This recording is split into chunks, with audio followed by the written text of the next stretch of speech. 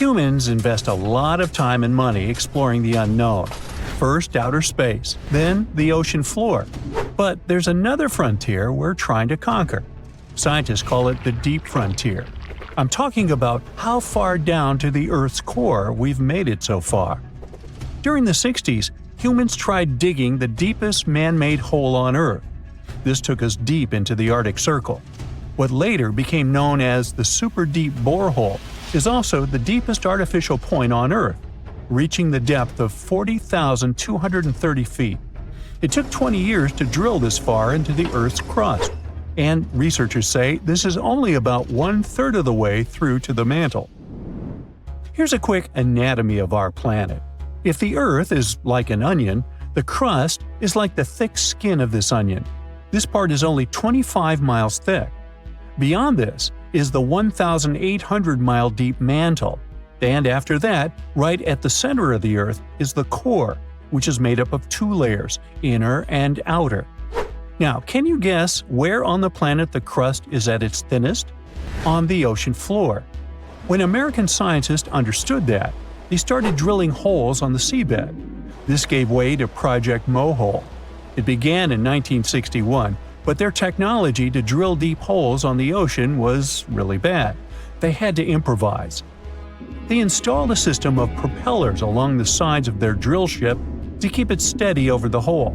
The main challenge was to drill as vertically as possible. Otherwise, that deep hole would look more like a deep maze. Both the Kola Super Deep Borehole project and the Project Mohole came to an official stop in the years that followed. But hey, humans have built some pretty deep stuff underground.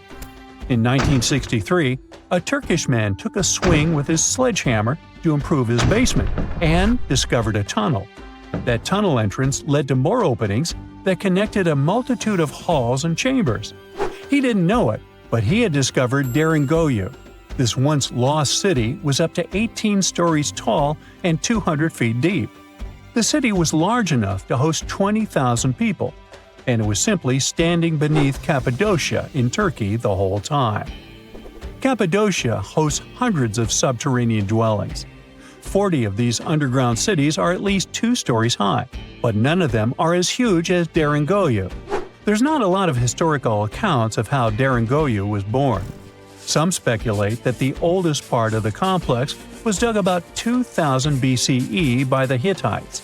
The Hittites were an Indo-European civilization who formed one of the first major civilizations of the Bronze Age in West Asia. Scholars think they built this underground city to protect themselves from invasion. Others think it was actually the Christians who built the city in the 1st century CE. They speculate that it could have been constructed to protect people from the intense temperature variations, extreme heat in summer and freezing cold in winter. Geographically, the terrain under Cappadocia is great for building. The rocks are soft, which makes tunneling easier. For that same reason, opening large caves underground is fragile. That's why most chambers have pillars that support them. On the bright side, and we are, none of the floors at Deringoyu have ever collapsed. The builders of Deringoyu thought of everything. The city was shut off from the world by huge rocks that hid its entrance. It was ventilated by a total of more than 15,000 shafts, around 10 centimeters wide. This way, they guaranteed enough breathing air in the upper levels in a way that they ended up being used as the living and sleeping quarters. The lower levels of this impressive maze were mainly used for storage. But honestly, they had it all: a room for a wine press, for domestic animals, small religious buildings. They certainly didn't spare any efforts to make that underground city as complete as an above-ground one. Now, speaking of impressive underground stuff, Switzerland has the longest tunnel in the world, built here on the Swiss Alps. This absurdly huge tunnel was built over 8,000 feet below the surface. Check this out. This is what the Gotthard-based tunnel looks like. The first idea to build the tunnel was put forward as early as 1947, but construction only officially began in 1999. It took them years to approve the project and then scout for the perfect location. Even so, The 73 different rock types that compose Massif turned the construction into a real challenge. Some of the rocks were as hard as granite, and others were as soft as sandstone. This meant they needed different approaches and equipment so the whole thing wouldn't crumble down. Overall, they had to excavate about 28 million metric tons of rock to make way for the tunnel. There were many other challenges to build that far into the earth. The deeper into the mountain they got, the hotter the temperatures were. Since there's no natural ventilation, temperatures would get as high as 115 degrees Fahrenheit, making it really hard for workers to endure. The tunnel stretches for 35 miles from one end to the other. During the construction, workers had to use 4 massive tunnel boring machines, aka moles, to penetrate through the massif. Each of these moles was around 1,400 feet long. But that was one of the best things they could do, since these machines limit the disturbance to the surrounding ground and help to produce a smooth tunnel wall. You'd never guess that the world's deepest basement belongs to the Sydney Opera House in Australia. The building goes as deep underground as it grows above ground. But this basement isn't just the Opera House's foundation, it's a parking lot. This unique parking garage penetrates 120 feet underground, or 12 stories deep, while most car parks are only 4 or 5 stories deep. But that's not all that makes it unique. You see, if they decided to build a normal rectangular parking space, this would end up eliminating a bunch of possible parking spaces. And since they wanted to maximize the space they had available, they had to come up with some superb structure. First, they opened up a man-made cavern to make that dream possible. Then they had to come up with a design. That's what led to the donut-shaped cavern, or what engineers call a double helix. This design shocked the engineering community for its innovative approach. But hey, it worked! Today, there is space for over 1,000 cars down there, which seems about right for an opera house. Let's wow once again real quick. Some underground structures may take up to an hour to reach. Take this gold mine in South Africa that lies around 2.5 miles below the surface. Yeah, you may think, hey, it's just a couple of miles, why does it take an hour to get there? But the conditions are hard and it's not for the weak. But Milan Ladina, an Ecuadorian runner, even completed a half marathon there, despite temperatures reaching 104 degrees Fahrenheit, high humidity at 80%, and an atmospheric pressure of 1.4, comparable to what divers experience 5 meters under the sea. Yikes. There you are, trekking across a desert on foot. It's hot, you're terribly thirsty, and now you gotta walk around this stupid wall. Wait, a wall in the middle of a sandy, lifeless nowhere? Exactly, a wall in the northern Saudi desert. Archaeologists have just made a super exciting discovery, and what they found was not just a single wall. No, it was a whole ancient walled city that might date back to 2400 BCE. They think this place was home to around 500 people and could have been used for 1,000 years. This discovery is groundbreaking. It means that the area could have been way more advanced than anyone expected. This city was well organized, with different zones for living, towers and strong walls for protection, and different sections for all kinds of daily life. This ancient city, now called Al-Natab, was basically an oasis town, and it's great since it can give us a peek into what life might have been like in this desert thousands of years ago. Apparently, they had clearly separated areas, like residential sections, a cemetery, farmland, and even a town center. This oasis city, found in the Khaybar area, is the first big organized settlement from the 2nd or 3rd millennium BCE that researchers have uncovered in northwestern Arabia. The first surveys show that this town, which covered about 6 acres, had several districts, including the residential area, the cemetery, and the legal one, with courts. The houses were set up in neat rows, all connected by small roads.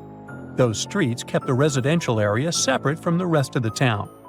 Back then, most people in this region were nomadic herders, always moving around. But archaeologists have been sure that during the Bronze Age, Northwest Arabia had small walled towns and oasis centers scattered across it. These connected oasis towns were unique, offering secure places for people to live, store goods, and trade. They started showing the beginnings of urban planning, which hints that people of that time were already starting to settle down and organize communities more seriously. The research team estimated that there were about 50 homes in Al-Natab, but that number could go up to 70 as they keep digging. They think that a few hundred people lived there, and probably one of the coolest things is that some houses went up to 3 stories tall. Built on a slope near a couple of major trade routes, this city was set up in a prime spot. Now, one of the most impressive things about this place is its water supply. The oasis had springs and aquifers, which are underground water sources, and such conditions were perfect for farming. Those water sources meant residents could grow their own food, making the town self-sufficient. The outer walls probably helped control who could enter the town and get access to its resources. This settled way of life was an impressive shift from nomadic living to a more agro-pastoral lifestyle, which means a mix of farming and herding animals. Another find that supports this theory is a bunch of tools like grinding stones, mortars, and pestles discovered inside the town. People there must have ground grains and prepared food. They had a diet of cereals, meat, and milk from animals they raised themselves. These astonishing findings show that the inhabitants of the town could easily feed themselves and were surprisingly advanced for that time. Thanks to better access to Saudi Arabia in the past couple of decades, archaeologists now have a much clearer picture of what life there was like thousands of years ago. The most exciting thing is that Al-Natab might have been part of a whole network of similar fortified oasis towns spread across the region, and all of these connected sites could show us how trade routes and small settlements worked together at that time in that arid area. Now, at the same time, this recent discovery isn't the only one that has the scientific world buzzing with excitement. How about we visit Egypt and see for ourselves? After all, archaeologists have just found a stash of ancient Egyptian and Greek treasure underwater. They were exploring the lost city of Thonis Heraklion off the coast of Egypt, which sank more than 1,000 years ago. This city was legendary, and nobody even knew where it was until it was rediscovered in 2000. Now they're uncovering more and more, and on this dive, they found a pile of gold and silver treasures. Those were probably used in rituals to bless Egyptian pharaohs when they took the throne. The researchers even found an ancient Greek temple dedicated to Aphrodite and some super-old Greek weapons. Frank Gaudio, the lead archaeologist, said it was astonishing that those delicate objects had survived the disaster that brought the city down. Back in its prime, Thonis Heraklion was one of the biggest port cities in the Mediterranean. It was a huge center of social life and was the main entry point for ships from Greece coming into Egypt.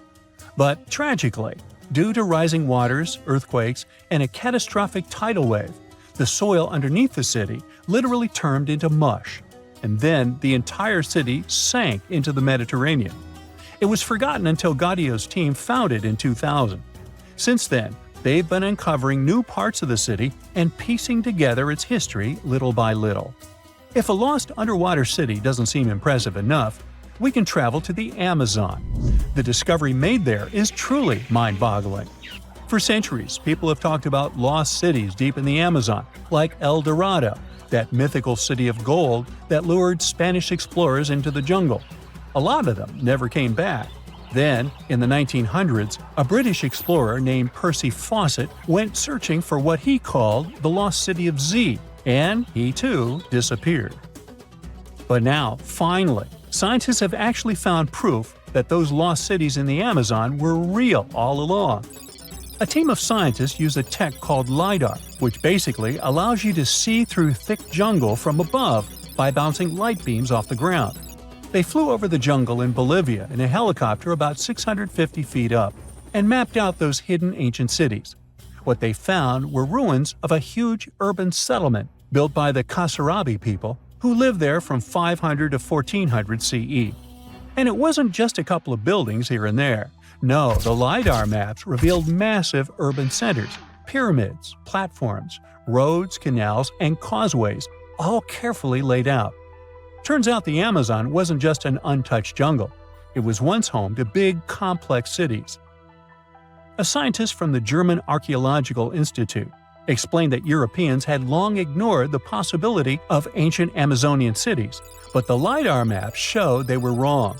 The new maps have revealed 26 sites, including 11 that no one even knew existed. Researchers have discovered two main city sites, Landivar and Kotoka. They had massive moat causeways stretching out like spokes on a wheel, linking the main cities with smaller surrounding settlements. Some of the canals even connected the cities to rivers and a big lake, which allowed water to flow through the area. Over the years, scientists found scattered ruins all over this region, but the thick jungle made it nearly impossible to connect the dots and see if or how they were related. With LiDAR, the whole layout came to life, showing that those sites were part of a much larger, organized urban system. It's now also clear that the sites had a greater meaning, since everything is lined up in a way that could be symbolic of the spiritual beliefs of the inhabitants. The Kasarabi culture isn't as famous as the Maya, but they had a thriving society in an area that faced huge challenges, like yearly flooding. And although the nearby Andes had their own monumental sites, the Kasarabi were doing something absolutely unique.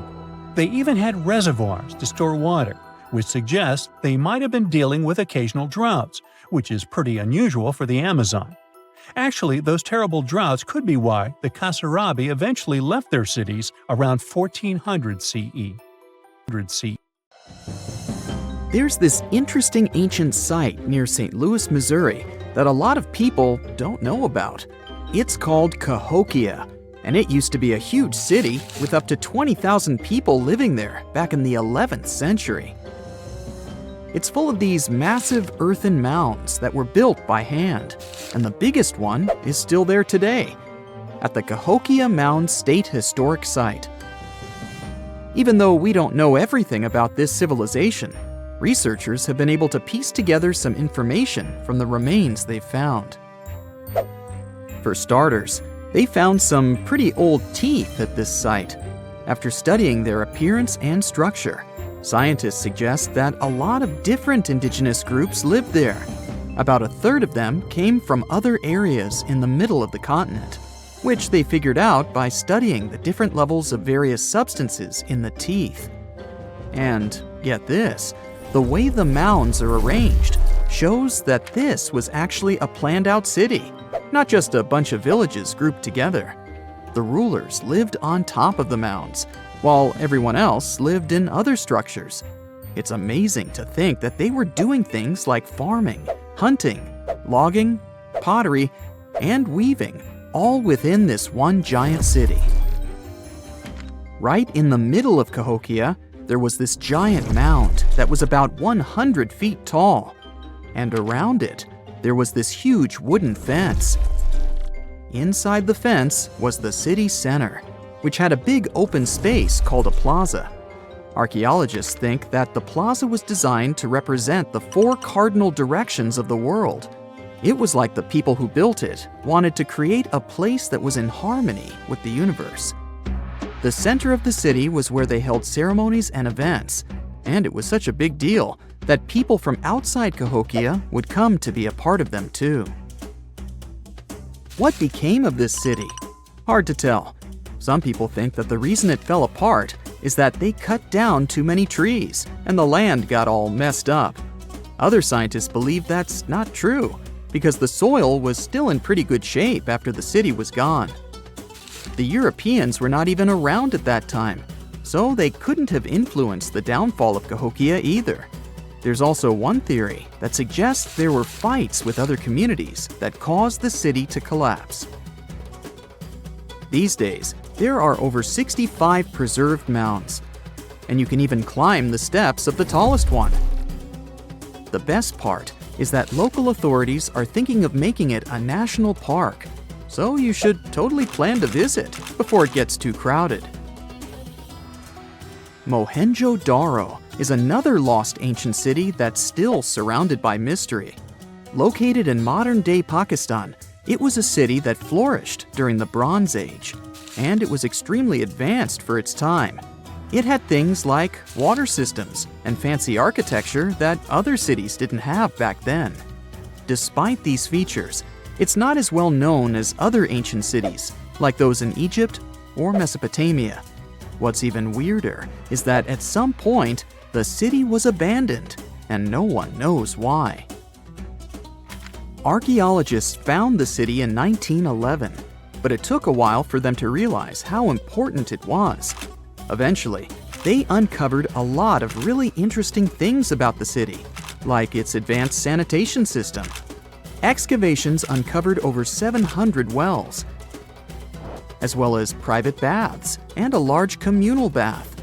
Remarkably, even private homes had toilets, and waste was efficiently disposed of through a citywide sewage system.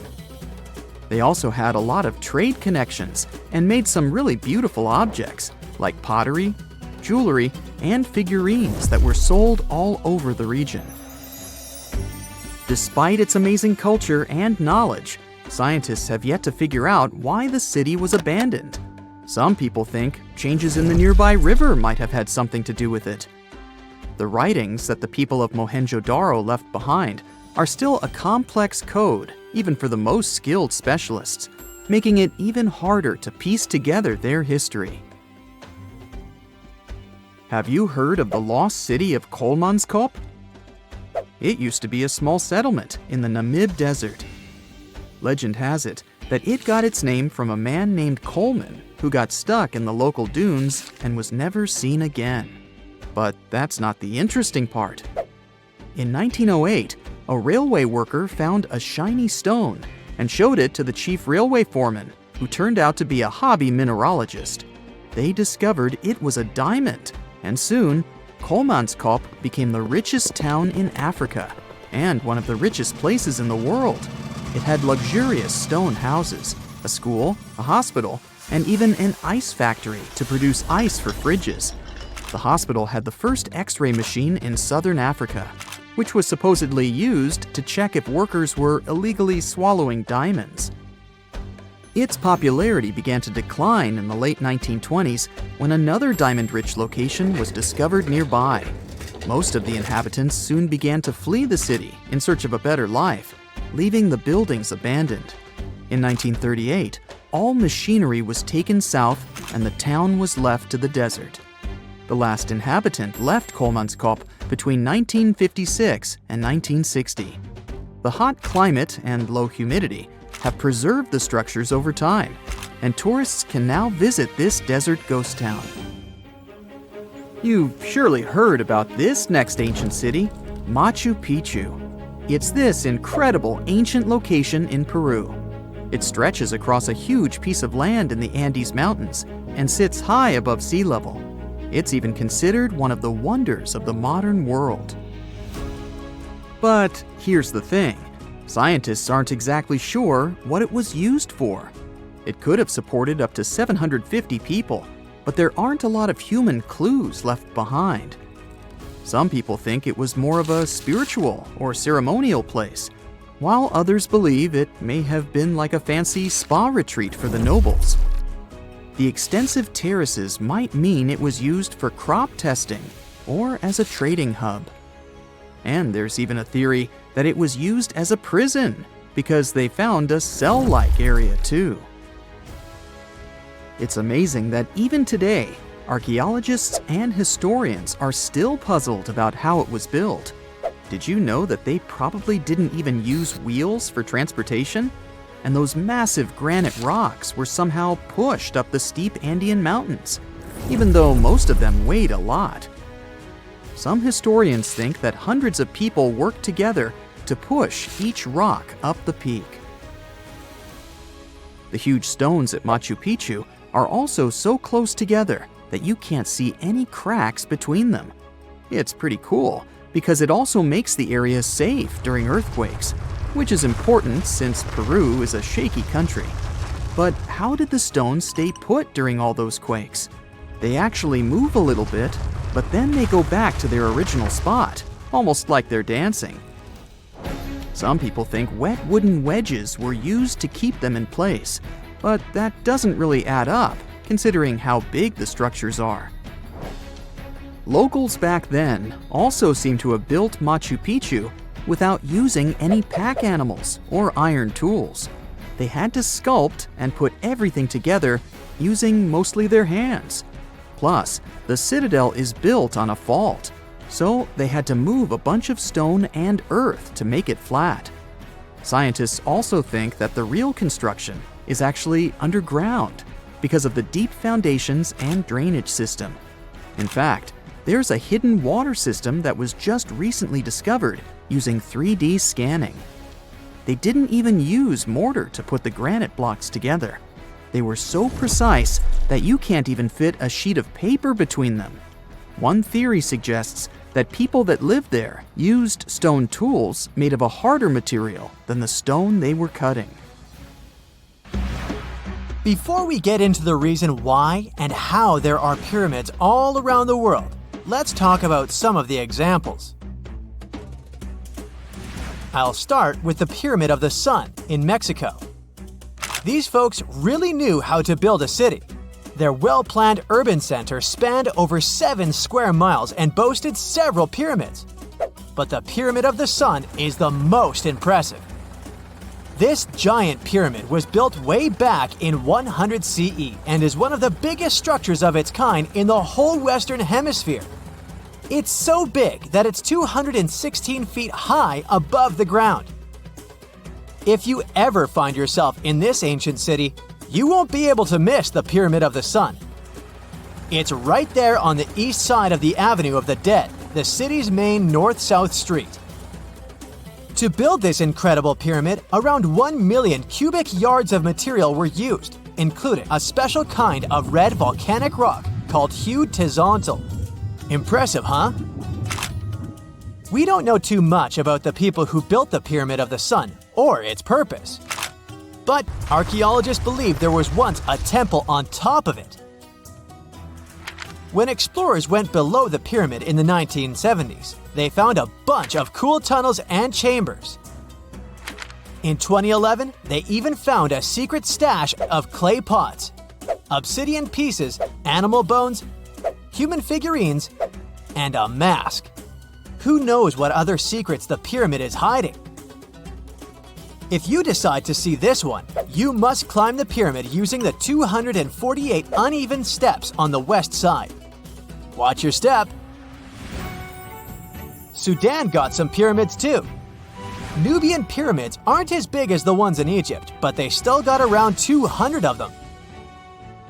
These ancient pyramids have been home to the tombs of the pharaohs of the Meroitic Kingdom for almost 1,000 years, who ruled Egypt from Nubia to the Mediterranean Sea. The pyramids at Meroe were constructed using granite and reddish sandstone. Oh, and did you know that Sudan has more ancient pyramids than Egypt? The Kushite pyramids depict the indigenous architecture and burial traditions of Nubia's Napata and Meroe kingdoms, which ancient Egypt influenced.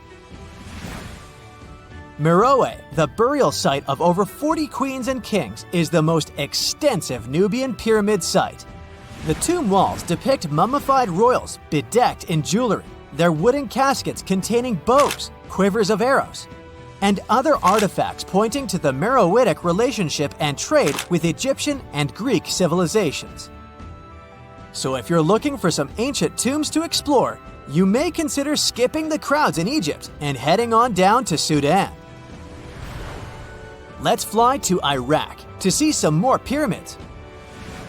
Ziggurats have fancy receding layers and tiered temples. Instead of a smooth exterior, it has tiers like a cake. Perfect for all the important work and rituals that went on inside. You can find these towering structures scattered throughout Iraq and Iran, and they're a real testament to the power and skills of the people who built them. One of the biggest and most impressive ziggurats is the ziggurat at Ur. It's basically a giant rectangular pyramid that stands a whopping 70 to 100 feet tall, with 3 levels of terraces and a temple on top. Can you imagine how many baked bricks it took to build that thing? Try 720,000 for just the lower portion. This particular ziggurat was built for Sumerian king Ur-Nammu. Similar to other ones, this pyramid has been around for thousands of years, so it got a little rough around the edges. Thankfully, the Babylonian king Nebuchadnezzar II and some archaeologists came to the rescue in the 6th and 20th centuries respectively, and now you can find this near Talil Air Base. The ziggurat at Ur was built in 2100 BCE by King Ur-Nammu for the moon deity Nana. It was the tallest building in the city, and you could see it from miles around. It was like the medieval cathedral spire of its day. People would come here to bring their agricultural surplus and get their food allotments and seek spiritual nourishment. Sadly, the Nana temple at the top of the ziggurat didn't survive, but we do have some blue glazed bricks that may have been part of its decoration. The lower parts of the ziggurat are pretty amazing though. The architects even included holes in the temple's baked exterior to let the water evaporate from its core. Since we explored some of the pyramids on our planet, let's take a broader perspective. They can be found in many parts of the world. Egypt has over 100 pyramids, double that number in Sudan, and dozens of others are scattered in the Middle East and China. The Americas have the most pyramids in total, with more pyramids than the rest of the world combined. These pyramids are located in Mexico, Guatemala, Honduras, and El Salvador. Time to know more about the evolution of pyramids through history. The oldest pyramid is in Egypt. This pyramid was a step pyramid, which was created by placing one layer of stone on top of another. The pharaoh Sneferu is credited with creating the pyramid shape we recognize today. During his 45-year reign, he built 3 pyramids. His first 2 attempts failed, but he finally got it right with the Red Pyramid, which is considered the first true pyramid. It was Sneferu's son, Khufu, who built the Great Pyramid of Giza, which was the tallest human-made structure on Earth for almost 4,000 years. Latin American pyramids are similar to early Egyptian step pyramids, but they were built independently with no knowledge of each other. The pyramids in Sudan were built around 700 BCE and are tall but much narrower than those in Egypt. How in the world did all these civilizations build these things without even texting each other? After all, the Aztecs, Mayans, and ancient Egyptians were about as different as possible. But despite their cultural differences, they all seem to agree on one thing. Pyramids were pretty cool. Step pyramids are all around the world because they were the most feasible and stable way to build large and tall structures without access to lighter building materials like wood and metal. The triangular form with a square base is the best way to build a sturdy structure, and having a cube structure would require more material for less height. Now, when it comes to pyramid design, the Egyptian pyramids were like giant triangles with a square base, smooth sides, and a pointy top. On the other hand, the Aztecs and Mayans went for a tiered cake look, with steps leading up to a flat platform on top. So, while all these pyramids share the same basic shape, they have their own unique flair. Each group built its pyramids using different materials, techniques, and slope angles.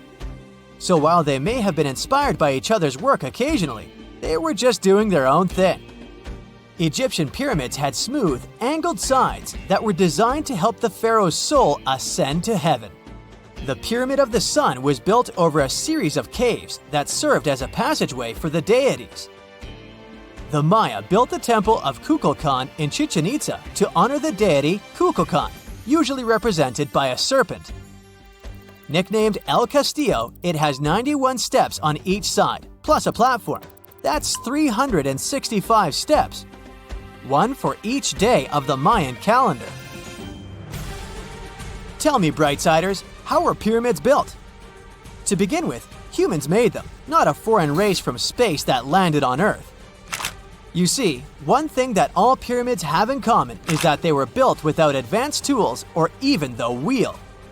It took a lot of people to build them, including skilled laborers and architects.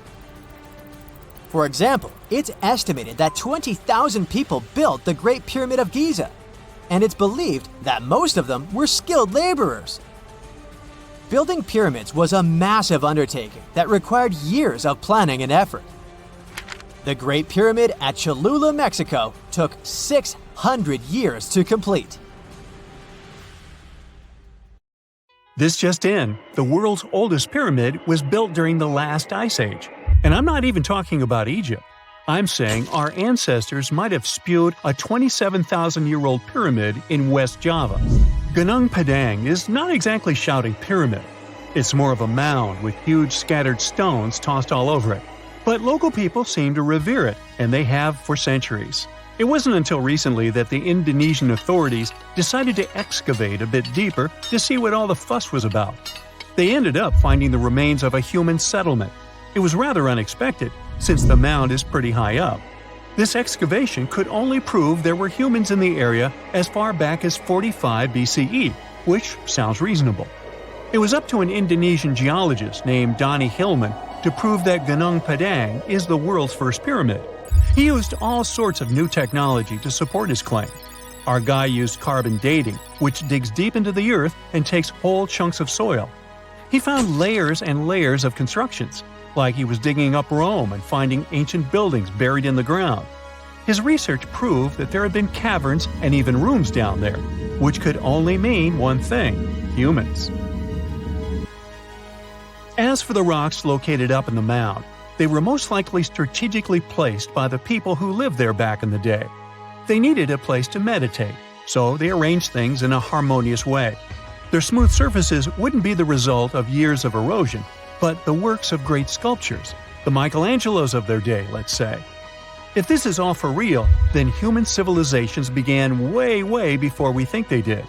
Our ancestors, the Paleolithic humans, didn't have what it took to be considered a civilization, especially not the tools and knowledge to build pyramids. They needed a lot of masonry skills, which weren't all that available during the last ice age. His peers don't share this view, though. They could believe Hillman's theory if he had found evidence such as charcoal and bone fragments, but he didn't. Flint Dibble, another archaeologist, says that without concrete evidence of human activity, there's no proof of an actual pyramid. In this case, all the data proves is that the soil in the mound dates back to 27,000 years ago. He thinks the rocks on top of the mound just slipped down the hill, like rocks normally do. Only a complex society would have managed to build a stepped pyramid like they claim it was. But according to Bill Farley, an American archaeologist, there's just no reason to believe there were any settlements in Indonesia during the last ice age. Now, just so you know, the oldest known ancient society with this kind of knowledge is probably 11,000 years old and used to occupy the region of modern-day Turkey. Take a look, Turkey's Göbekli Tepe. It's also not a pyramid, but it's the oldest monolithic construction made by humans. Back in the Neolithic period, a lot of people settled there, and there are proofs for it. For example, the walls there are covered in ancient drawings of clothing and wild animals. Until recently, the title of the world's oldest pyramid went to a three-sided construction known as the Djoser Pyramid in Egypt. Djoser is located just a few miles south of the Giza complex in a town called Saqqara. It made its way to popular culture more than once. In the 18th century, it became a common feature in European paintings. Young men from the cultural elite did a grand tour around the world, and Saqqara was at the top of their list.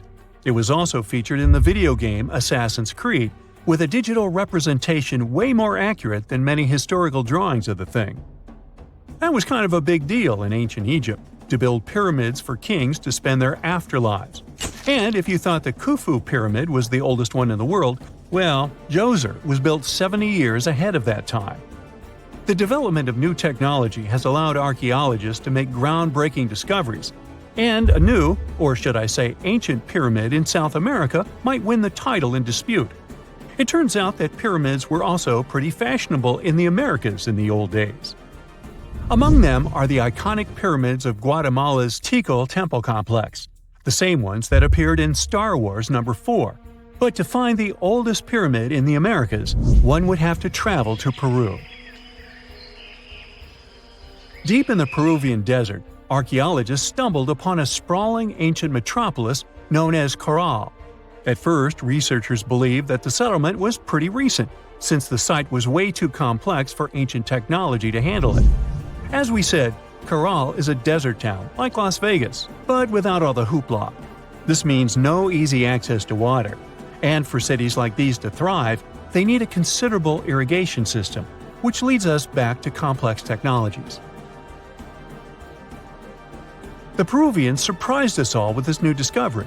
This site was huge, filled with an amphitheater, houses, and religious buildings. The whole thing probably sprawled through 370 acres.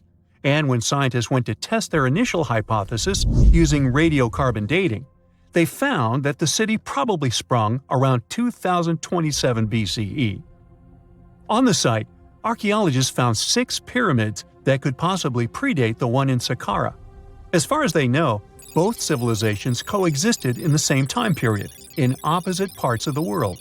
But since researchers can't pinpoint the exact age of Caral's pyramids, it's pretty hard to guess which civilization completed their pyramid first. If only we had a crystal ball.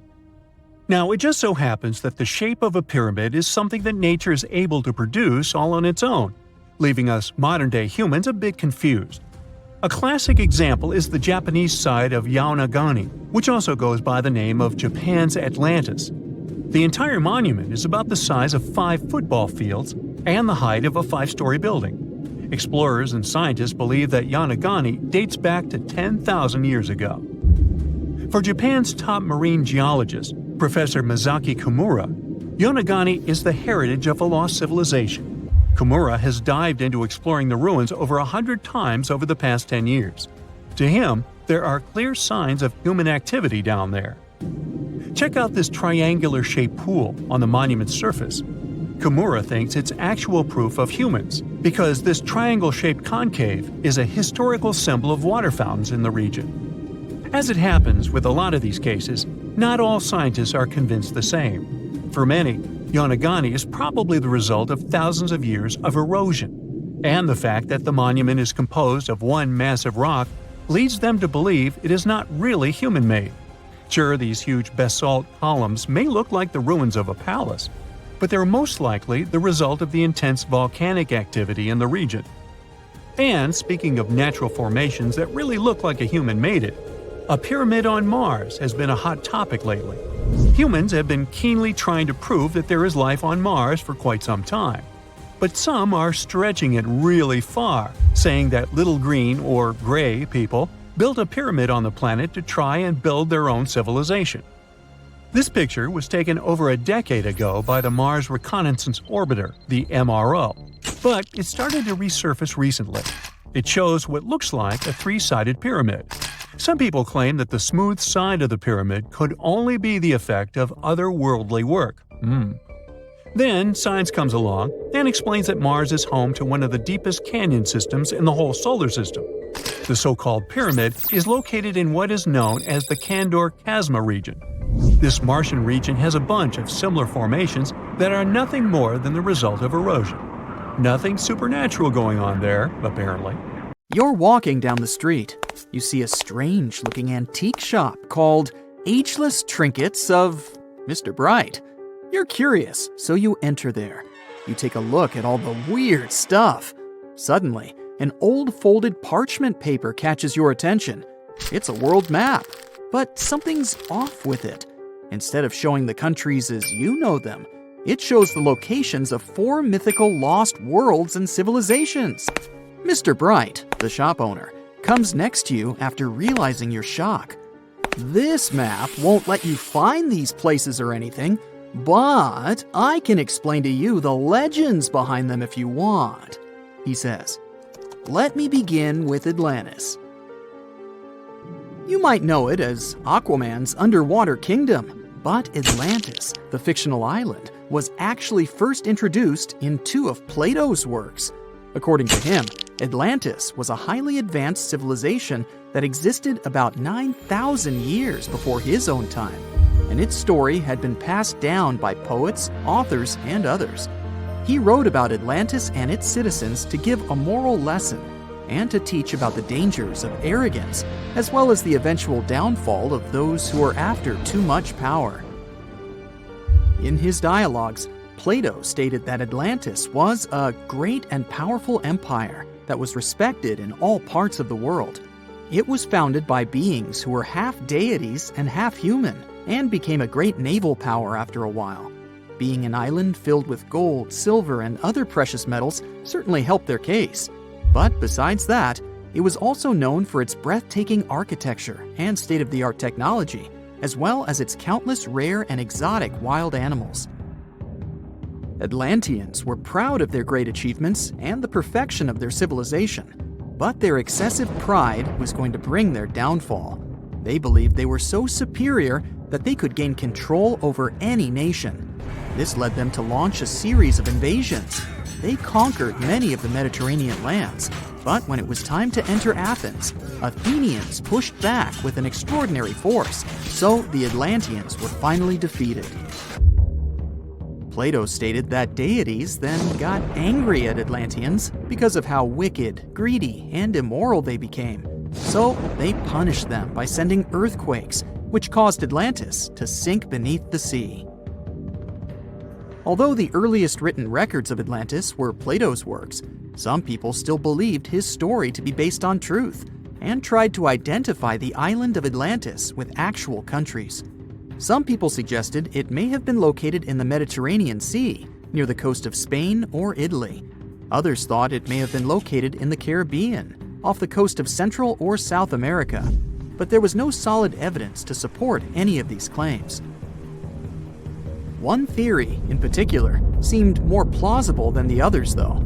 Located in the Aegean Sea, the island of Santorini was the home of a highly advanced Minoan society. However, due to a huge volcanic eruption, it was destroyed about 3,600 years ago, causing the Minoan civilization to suddenly disappear. These similarities between the fictional Atlanteans and the historical Minoans made Santorini a good candidate for the speculations. Yet again, there were still major flaws with it, such as how the time when Plato said Atlantis was destroyed doesn't coincide with the time of Santorini's eruption. So Atlantis still continues to be regarded as nothing more than a popular legend in the scientific world. Now, let's move toward the northeast direction on the map, Mr. Bright says. According to Celtic Breton mythology, there once was a magnificent city called Ys, also known as Caris, that towered over Douarnenez Bay in France's Brittany region. It was the most wealthy city in the entire Atlantic.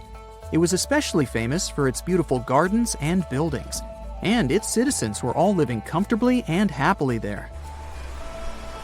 Dahut, who was King Bradlon's daughter in Breton legends and literature, had a deep love for the sea. She begged her father to build a city at the edge of the sea, and that is how the city of Ys was established. Little did she know that she would be the one responsible for the destruction of her father's beloved gift. You see, since the city was surrounded by the sea, it needed to be protected by a dike equipped with floodgates, and these gates could only be opened at low tide.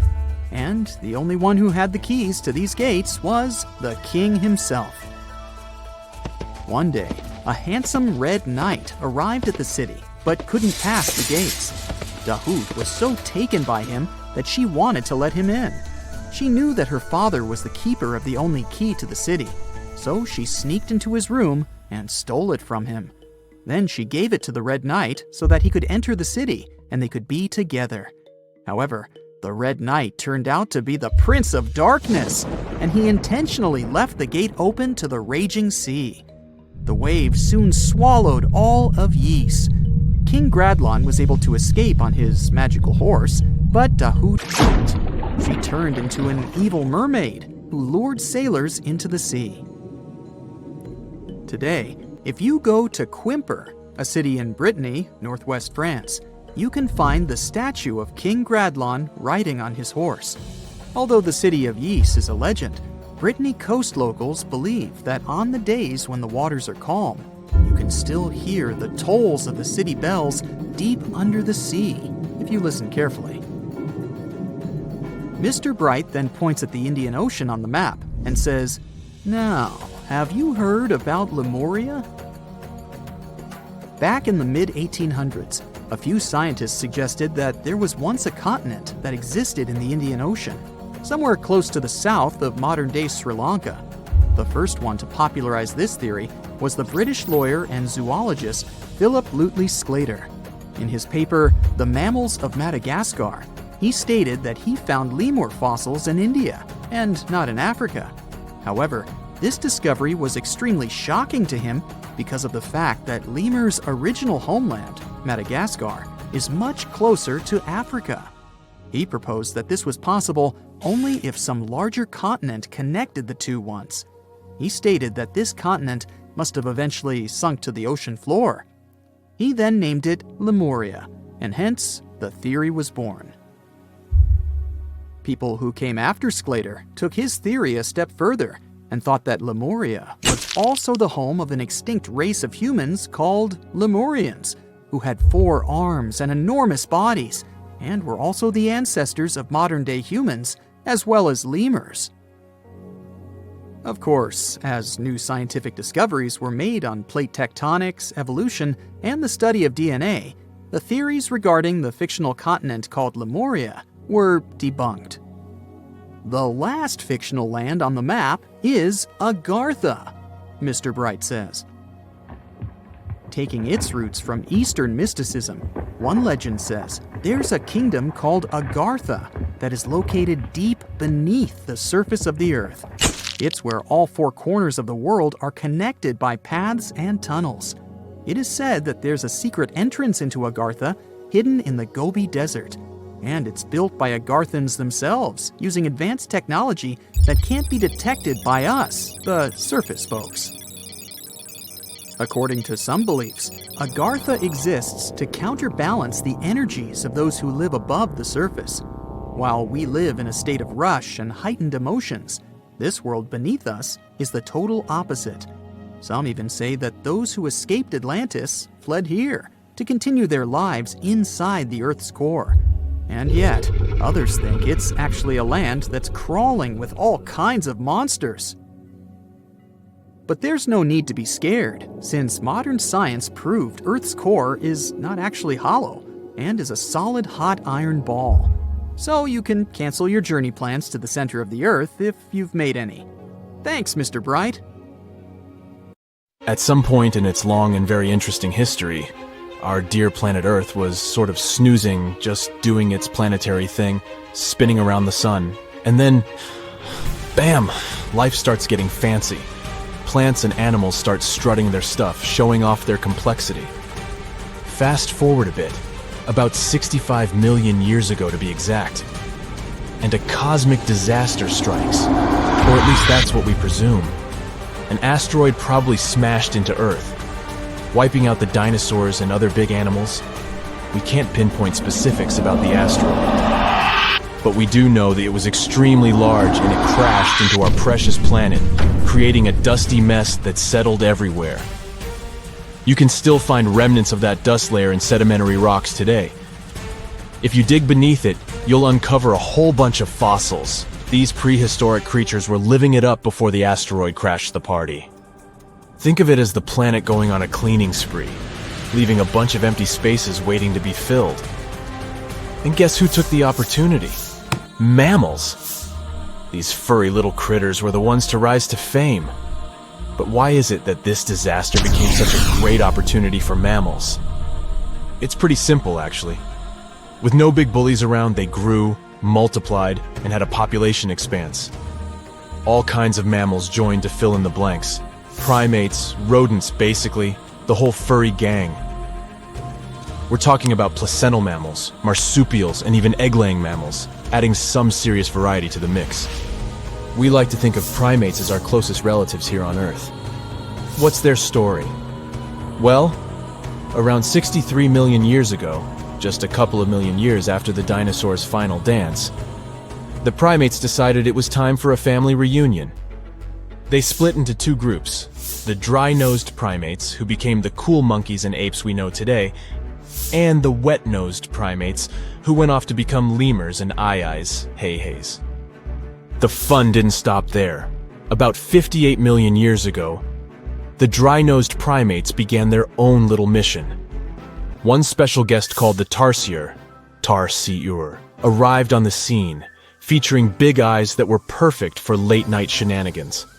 This tarsier took a different path from its primate relatives, embracing its unique niche and evolving separately.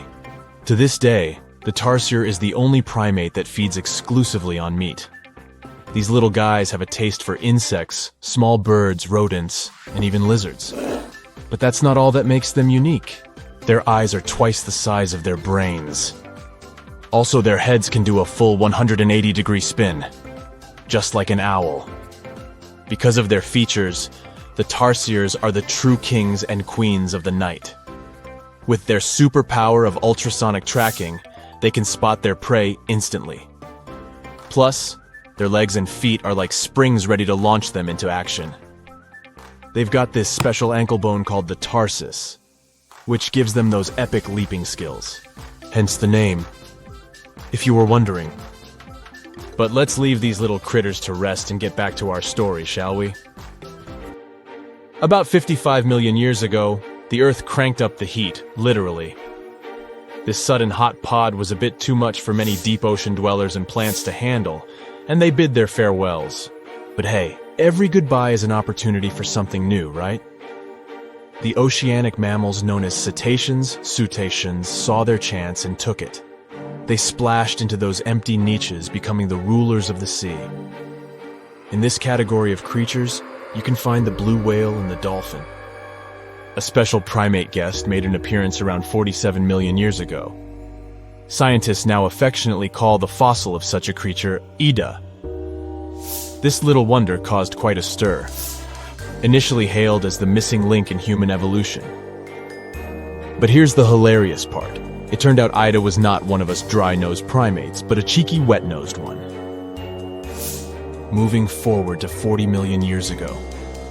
This is when another big event happened in the primate world.